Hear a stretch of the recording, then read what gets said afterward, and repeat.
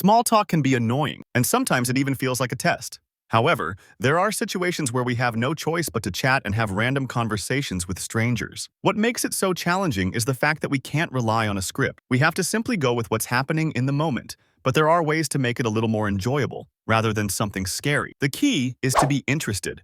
Not desperately try to be interesting. Let the other person do most of the talking. Many of us enter these social situations thinking that we need to be fascinating, engaging, and interesting, when in fact we just need to be present and at least look interested during the conversation. Letting the other person talk also helps to reduce our anxiety. It's true that we are being judged because it is a social interaction and we naturally judge each other. However, you can reduce the intensity of that spotlight by focusing most of the attention on the person you are talking with. But how do you start a conversation in the first place? When we're in small talk situations, we often initiate with very common phrases. How are you? What brings you here? What do you do? These are simple, reflexive ways to get started, but they often don't take you very far. For example, if you only ask, how are you? And they answer, fine, thank you, then what? It's going to be even more awkward if you aren't ready with a follow-up question. What would be helpful is if you initiated the conversation by making a neutral statement that is relevant to the particular context you're both in. For example, if it's a party, you could say, wow, the food looks so good. Say it with a smile and positive energy. If the other person doesn't want to engage, they usually won't say anything.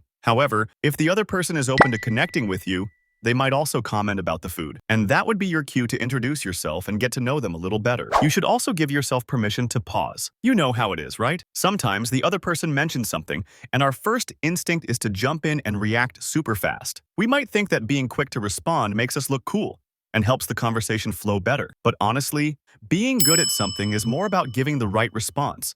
And sometimes the right response takes a moment. Think about it. We've all blurted something out that we instantly regretted because it didn't come out right or wasn't the best thing to say. Taking a little pause can really help us avoid those awkward moments. If you're not sure what to say, repeating what you just heard is a pretty useful trick. Paraphrasing is wonderful because it's an easy way to make the other person feel heard. You don't have to agree with them. You are simply demonstrating that you understood what they said. If the person is still keen to stay on that topic, they will usually keep talking after you repeat what they said earlier. This will make the interaction less awkward. Then you just have to nod and smile every now and then to play along. And it also helps give you more time to think about what you want to say next. But what if you don't have anything smart to say? Well, there's almost always something to say if you really pay attention. Just ask a question based on what they are telling you. For example, if they said they just got back from a vacation in Europe, you could ask what food they tried or which city they found most memorable. Otherwise, if you really can't come up with questions to ask, you can simply say, tell me more. Can you explain more? Or, what do you mean? By giving the person an opportunity to speak again, you buy yourself time to figure out what you might want to say and how to connect to the conversation. What if you say something and then you see a look on their face as if you said something wrong or asked a silly question? Well, mistakes are normal and natural in communication. We make them all the time. Spontaneous communication is about connection, not perfection. You know, in film and TV, directors will ask their actors to have multiple takes. A take is just another attempt at doing the same thing. So, an actor might say something passionately in one take, or they might say it with more curiosity in another. Those are all different takes. So, reframe your mistake as a missed take. Simply steer the conversation back to something neutral. What if you end up rambling? Nervousness manifests in different ways for different people. Some might talk very fast, while others might ramble and go on for too long because they're essentially speaking off the cuff. We take people on a journey through our thought process as we speak, and we can keep going on and on. However, when talking to strangers or people you aren't close with, keep it concise. Make sure there's a clear and logical connection between your points so it will be easier for people to understand what you're trying to say. Think about finding common ground. It might sound obvious, but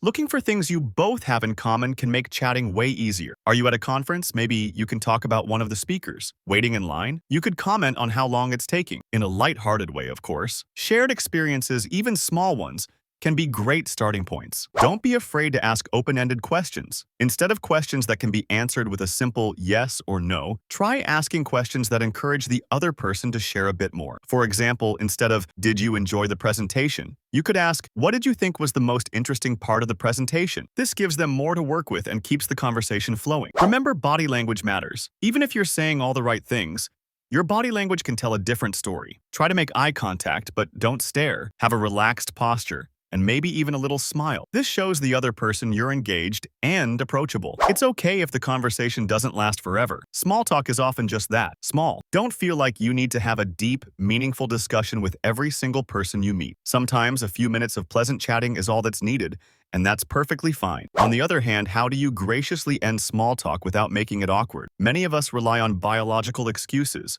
Oh, I'm thirsty, I'm going to go get a drink, or I'm hungry, or I need to go to the bathroom. However, these aren't necessarily the best ways to exit these circumstances. What I would recommend is the white flag approach. If you've ever seen a car race, usually before the final lap, they wave a white flag to signal to all the drivers that the race is ending. So, as you're nearing the end of the conversation, either because you need to leave or you want to leave, you should signal that you will be leaving soon. But at the same time, ask them one last question. This will provide a better sense of closure and a more gracious exit. For example, you could say, I'm going to leave soon, but one last question before I go, and then fill in the blank. Let the conversation continue for a little bit. This is a gentle way of indicating to the other person that the conversation will end soon, and it's a much better, cleaner way to conclude a small talk conversation. And remember, the more you do it, the easier it gets. Like anything else, small talk gets easier with practice. The more you put yourself out there and chat with people, the more comfortable and confident you'll become. So, don't be afraid to strike up a conversation next time you have the chance. Don't worry too much if it doesn't go as smoothly as you'd like, and just keep practicing by talking with different people. You might be surprised at how enjoyable it can be. And hey, sometimes it just doesn't click. You might try all these things,